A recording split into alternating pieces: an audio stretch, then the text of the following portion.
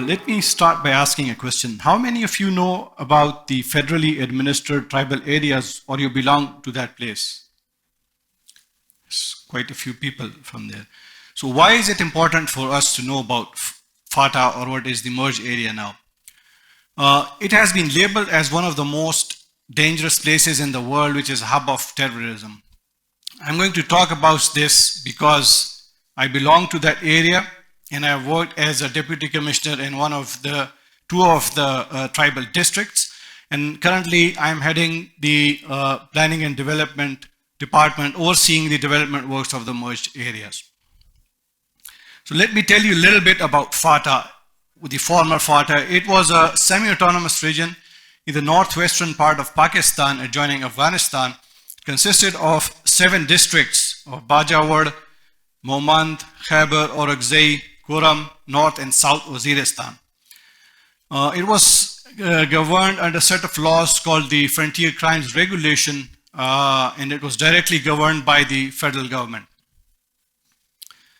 The Frontier Crimes Regulation was considered a draconian law which was created by the British to deal with the local people with an iron hand.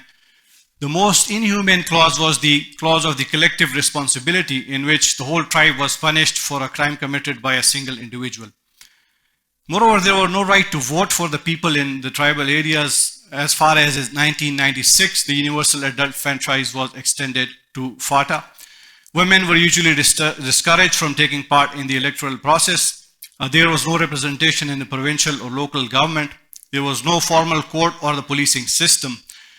The development was sketchy, and a top-down approach was followed. There was a lack of communication in the region, due to which it was isolated. And this isolation is because it was being labeled as the most dangerous place in the world. After 9/11, we saw a wave of terrorism in the region because of the war on terror that started in Afghanistan. And we saw massive unrest, suicide bombings, military operations, and displacement of thousands of people in the tribal areas. A whole generation of kids grew up watching nothing but destruction around them, and they're still traumatized after these 2 decades.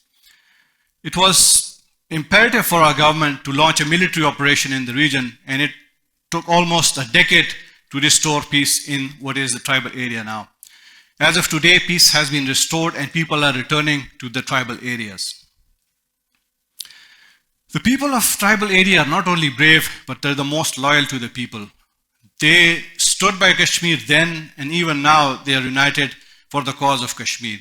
They have not let us down, and it is important for us to not let them down in this hour of need.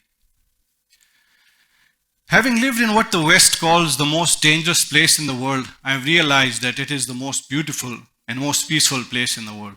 I say this because I belong to that area, and I have worked there as a deputy commissioner in a few of the districts. The first thing that comes to your mind when you think of the tribal areas is it's a hostile place and full of hostile people ready to kill you anytime. The tribal area people mostly consist of Pashtuns, with a minority of Sikhs and Christians. The Pashtuns, the different dialects of Pashto are spoken in different tribal districts. Hospitality is the key trait of the culture, and if you ever visit a stranger's house, you will not be allowed to leave without having a sumptuous meal.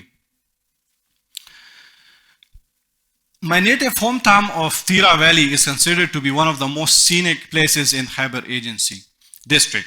Agency was before it was FATA. And similarly, there are other beautiful places in the tribal area, like in the Kuram Agency and South Waziristan Agency, which are being opened up now after communication has been restored in this area. My hometown is also consists of a Sikh community living in harmony with the local Afridi tribes in the Tira Valley. You will be surprised to know that in a place like South Waziristan, there is a church where the Christian community openly practice their religion without any fear. They interact and mingle with the local people, though they are non-Pashtuns themselves. But not a single incident of any terrorist activity has occurred against this community. I had the honor of conducting the first ever open court for the people, and I listened to the problems and distributed gifts among the children. This act of the government never attracted any kind of resistance or opposition from the local religious leaders, even the hardcore religious leaders. What I'm trying to say is that the tribal society is a very progressive society. If we talk of the people who have suffered because of the war and terror, they still have a will to fight and fight back and lead a normal life. If you see in this picture, amongst all the men, there is only one girl in white sitting over there, the 10-year-old. She lost her leg in a mine blast. And she belongs to a very poor family, and she still goes to school. And you'll be surprised to know why she visited my office, defying all the cultural taboos and the restrictions which are there on the female. She just wanted the government to pay for her school fee so she could go to the school. So this is the resolve of the tribal people. They have the will to fight, and they want to lead a normal life like other citizens of Pakistan, unlike the perceptions we have about the tribal area. As of now, the frontier crimes regulation has been abolished. The tribal areas have been merged with the Khyber Pakhtunkhwa province. Courts have been established. Police has been introduced. For the first time in history, elections to the provincial government have been held, and elections to the local government will be held in a few months.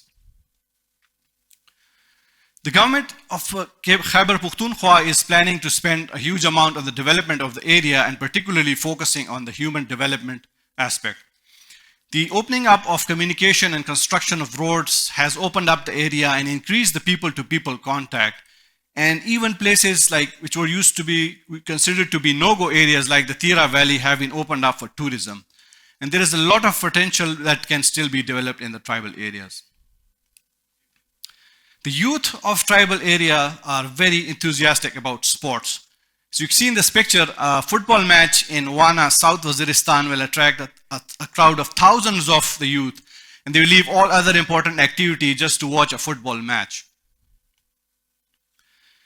South Waziristan is also home to the world's famous apples and pine nuts, and it has the potential to be exported to Afghanistan and other countries. Similarly, other tribal districts also have potential of developing agriculture, fruit, and minerals. The government of Khyber Pakhtunkhwa is planning to spend around 100 billion rupees every year on the development of FATA. The International Donor Agency will also spend another additional chunk of money on the tribal areas. It is very important that in any development activity, we include the local people of the area, especially the elderly people of the area. I'm saying this because these people have contributed a lot in bringing peace in the region. They have stood against the terrorists. They've united the tribal people against the terrorist elements. And a lot of tribal elders have lost their lives in this cause. The cultural aspects are such that people respect these elderly people, and we should also respect them and include them in any development initiative in the region.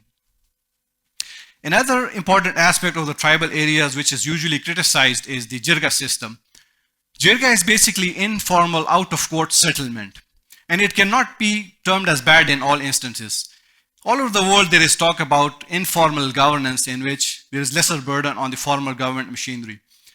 And in my opinion, jirga can be used for solving issues of ordinary nature. However, if the serious crimes or issues of bigger nature, they can be tried by the newly established courts and the police system. But people of the tribal area have used this mechanism since ages, and I recommend that we should keep this mechanism in future as well. In the end, I would like to tell that the government of KPK has declared the next 10 years as the tribal decade, in which we will be spending 100 billion rupees every year on the development of the tribal areas. So it is very important that we help our tribal brothers in achieving and bringing them at par with the rest of the country. If we ignore the tribal people now, we will go back to what we've started, what was the tribal FATA before 9/11. So it is very important that we keep our focus on the tribal area and help them lead better lives. Thank you very much.